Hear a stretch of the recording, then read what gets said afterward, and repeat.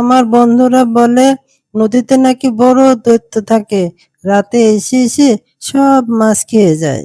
আমার মনে হয় নদীতে রাক্ষসের নজর পড়েছে, সে রাতে সব মাছ ধরে খেয়ে ফেলছে। তোমরা সবাই মূর্খ, এই মূর্খতার অভিশাপ তোমাদের ভোগ করতেই হবে। টমটমাটুস।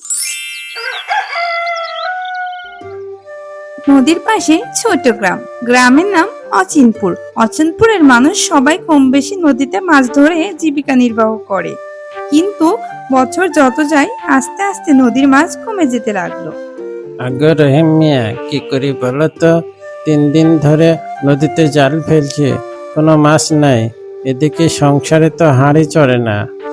আমারও তো একই অবস্থা, না আছে জমি জমা, না আছে ক্ষেত খামার। বউ প্রতিদিন ঝগড়া করে।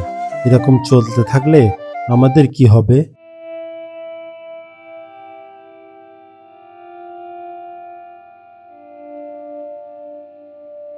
কি গো, তাজ মাছ কেমন পেলে?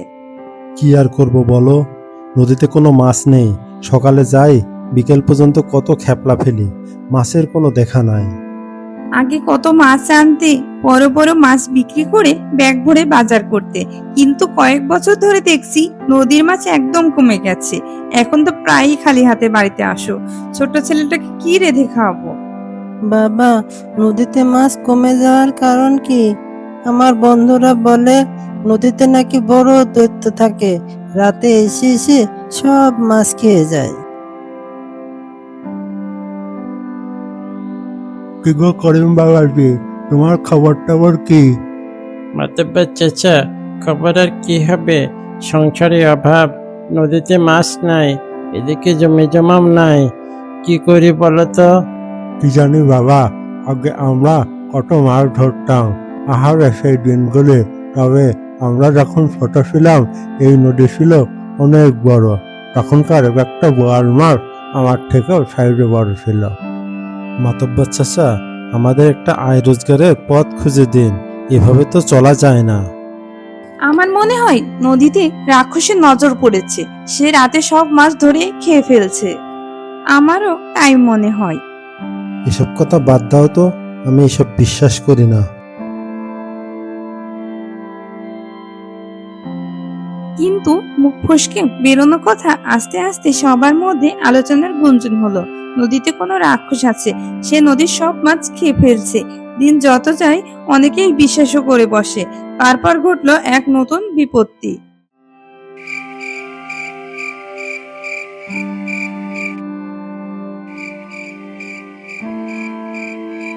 ওগো, শুনছো? সবাই বলাবলি করছে নদীতে নাকি রাক্ষস আছে। সবাই একসাথে জাল ফেলে সেই রাক্ষসটাকে ধরবে। বাবা, রাক্ষস দেখতে কেমন হয়? রাক্ষস কি শুধু মাছই খায় নাকি মানুষও খায়? জানি না রে বাবা, তবে তুমি নদীতে আর একা একা গোসল করতে যেও না। তোমার কি মনে হয় নদীতে সত্যি রাক্ষস রয়েছে? মনে হবার কি আছে, সবাই চিন্তা করছে কিভাবে নদী থেকে রাক্ষসটাকে ধরা যায়। বলো কি? তাহলে তো ওই দিন নদীতে যেতে হবে। একটা কাজ করি, মাতব্বর চাচাকে বলে দিন তারিখ নির্ধারণ করতে হবে, সবাই একসাথে নদীতে যেতে হবে।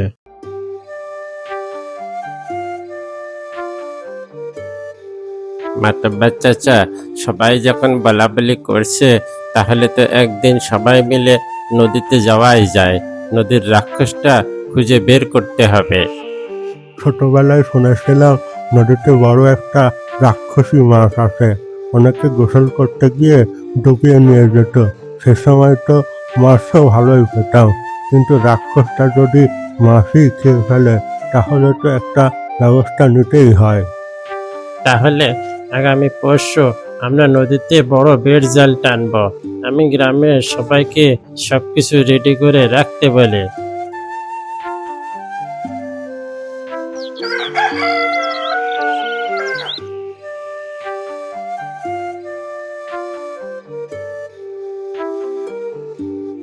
কত জাল টানলাম, কিছুই তো উঠলো না।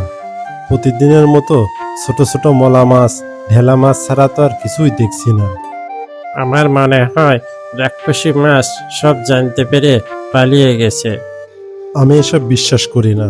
শুধু শুধু তোমাদের কথা বিশ্বাস করে নদীর সব মাছ ছেঁকে তুললাম। এমনিতেও নদীতে কোনো মাছ নেই। এখন যেভাবে জান টানলে কাল থেকে একটা চুনো পুঁটিও পাবে না। সারাদিন তন্ন তন্ন করে বের জাল টেনে কিছু ছোট মাছ ছাড়া আর কোনো কিছুই পায় না। কেউ বলে রাক্ষসী পূর্ণিমা রাতে ছাড়া ধরা মুশকিল, কেউ বলে এই নদীতে মাছের বসবাসের উপযোগী না। হঠাৎ একদিন রহিম জাল নিয়ে নদীর পাড়ে যায়। আহ, কি যে হলো আজ! সারাদিন কত জাল ফেললাম, কোনো মাছই পেলাম না। কি আর করা যায়, দেখি ওই বনের দিকটাতে।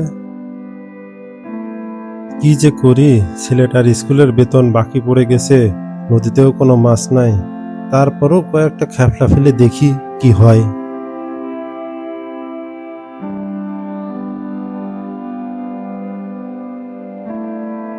কি ব্যাপার, জালটা হঠাৎ আটকে গেল কিসে? আস্তে আস্তে টান দিয়ে দেখি।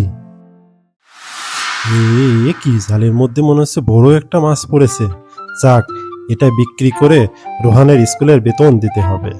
আহা, কি সুন্দর সোনালী রঙের মাছ! এটা কি মাছ হতে পারে? আগে তো এমন মাছ কখনো দেখিনি। এই জেলে, আমি কোনো মাছ না, আমি হলাম এই নদীর জলপুরি। তুমি যদি আমাকে ধরে নিয়ে যাও তাহলে তোমার অনেক বড় ক্ষতি হবে কিন্তু। এ কি বাবা, মাছ আবার কথা বলছে? দিন দুপুরে কি জিন ভূতের পাল্লায় পড়লাম? আমি হলাম জলপরি। তোমার গ্রামবাসীর ওপর এই নদীর মাছের অভিশাপ পড়েছে। এই নদীতে আর কখনোই মাছ হবে না। কেন, আমরা কি করেছি? আমরা আমাদের জীবিকা নির্বাহের জন্য মাছ ধরি। মাছ না ধরলে আমরা খাবো কি? তোমরা চরম লোভী। তোমরা নদীতে থাকা বড় বড় ডিমওয়ালা মাছ শিকার করো, বাজারে তা চড়া দামে বিক্রি করো। তাহলে নদীতে মাছ আসবে কিভাবে? জলপরি, তুমি তাহলে কি সত্যি কথাই বলছো? আমরা ভাবছি নদীতে কোনো রাক্ষস এসে সব মাছ খেয়ে ফেলে। তোমরা সবাই মূর্খ। এই মূর্খতার অভিশাপ তোমাদের ভোগ করতেই হবে। জলপরি, আমাদের ক্ষমা করো। আমরা কি করলে এই অভিশাপ থেকে মুক্তি পাবো? এই অভিশাপ থেকে মুক্তির একমাত্র উপায় হলো ধৈর্য। আগামী 3 মাস নদীতে কেউ জাল ফেলতে পারবে না এবং আগামী 1 বছর নদীতে কোনো ডিমওয়ালা মাছ ধরা যাবে না। যদি জালে উঠেও আসে তাহলে তা সাথে সাথে নদীতে ছেড়ে দিতে হবে। আমার কথা কেউ মানবে তো? কিন্তু এ কথা আমি সবাইকে বিশ্বাস করাবো কিভাবে? কিভাবে বিশ্বাস করাবে তা তোমরাই ভালো জানো। নদীতে রাক্ষস খোঁজার সময় যেভাবে বুঝিয়েছিলে এখনো সেভাবেই বুঝাবে। তারপর রহিম জলপরি মাছটাকে নদীতে ছেড়ে দিয়ে বাড়ির দিকে রওনা হয়। আমি তো সবই বুঝলাম। ডিমালা মাছ শিকার করলে রেণুপোনা আসবে কিভাবে, আর নতুন মাছ পাবো কিভাবে? মাথা থেকে এমন একটা বুদ্ধি বের করতে হবে যাতে আগামী 3 মাস নদীতে কেউ জাল না ফেলে।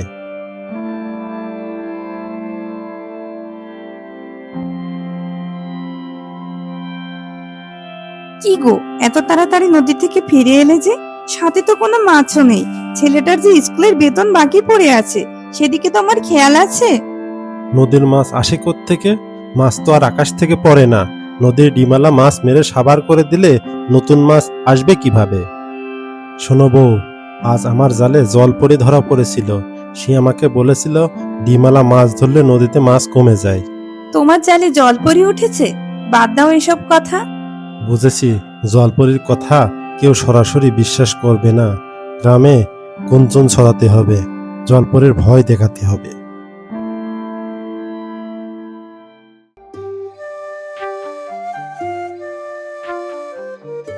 মাতব্বর চাচা, একটা জরুরি আলাপ ছিল। কি হয়েছে রহিম?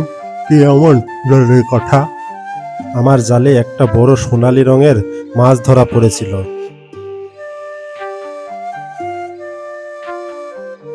কিন্তু ওটা আসলে মাছ না, ওটা ছিল ওই নদীর জলপরি। সেই জলপরি একটা সুন্দর উপদেশও দিয়েছে। আগামী 3 মাস নদীতে কোনো মাছ ধরা যাবে না, কারণ এ সময় ডিমালা মা মাছ নদীতে ডিম পাড়ে এবং রেণুপোনা তৈরি করে। জলপরি তো একেবারে উত্তম বুদ্ধি দিয়েছে। এখন মাছ ধরলে তো রেণুপোনা হবে না, নদীতে আর মাছও হবে না। কিন্তু একথা গ্রামের সবাইকে বোঝায় কিভাবে? তবে আমার মাথায় একটা বুদ্ধি আসছে। গ্রামের মানুষের মাঝে গুজব তৈরি করতে হবে, ভয় ছড়াতে হবে। নদীতে জাল ফেললে জলপরি তাকে টেনে নিয়ে নদীতে ডুবিয়ে দেবে। রহিম, খুব ভালো বুদ্ধি। তাহলে গ্রামের মানুষের মাঝে গুঞ্জন তৈরি করে দাও, কেউ আগামী 3 মাস নদীতে যেন না নামে। একে একে সবার মাঝে গুঞ্জন তৈরি হতে থাকে। নদীতে জাল ফেললে জলপরি জাল টেনে নিয়ে যায়, এমনকি মানুষকেও ডুবিয়ে নিয়ে যায়। এভাবে 3 মাস পার হওয়ার পর গ্রামবাসী অদ্ভুত এক উন্নতি দেখতে পায়।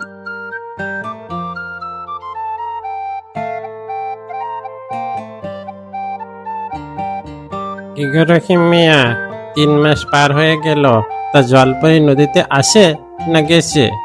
আসলে জলপরি গল্পটা পুরোপুরি সত্য নয়। আমার জালে জলপরি আটকা পড়েছিল ঠিকই, কিন্তু সে জাল টেনে নেয়, মানুষ ডুবিয়ে নেয়, এসব মিথ্যা কথা। জলপরি শুধু বলেছিল ডিমালা মা মাছ শিকার না করতে, যাতে রেণুপোনার মাধ্যমে নদীতে নতুন মাছ তৈরি হয়। তাহলে তো নদীর জাল টানাই যায়। চলো দেখি নদীর দিকে, দেখি কেমন মাছ হয়েছে।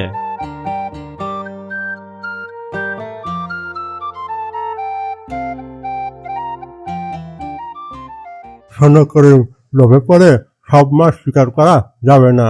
ডিমালা মা মাছ যখনই জালে উঠবে তখনই নদীতে ছেড়ে দিতে হবে, তবেই আমাদের নদীতে মাছের সংখ্যা বাড়বে। বাবা, কতগুলো মাছ! এত বড় বড় মাছ জীবনে কখনো দেখিনি। 3 মাস নদীতে মাছের পরিবর্তন গ্রামবাসীকে চমকে দেয়। সবটা সম্ভব হয়েছে জেলে রহিম ও মতব্বরের বুদ্ধির কৌশলে। সে গ্রামে মানুষ শিখে নেয় নদীতে আর কোনো ডিমলা মাছ শিকার করা যাবে না।